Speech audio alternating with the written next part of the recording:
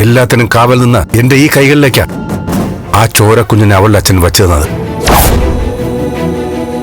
എന്തിനായിരുന്നു എന്നറിയോ? കൊല്ലാൻ.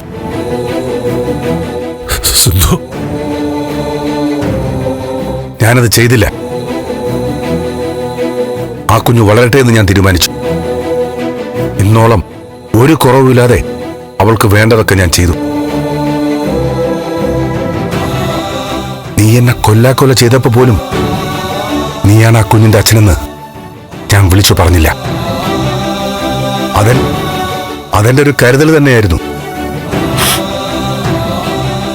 നിന്റെ ജീവിതത്തിനോടുള്ള എന്റെ കരുതൽ. മകൾ മരിച്ചതിന് നിന്റെ ഭാര്യയെ ആശ്വസിപ്പിക്കാൻ വേണ്ടി അകത്തിരിക്കുന്നത് ജീവിച്ചിരിക്കുന്ന നിന്റെ മകളുടെ അമ്മയാ, മേരി തോമസ്.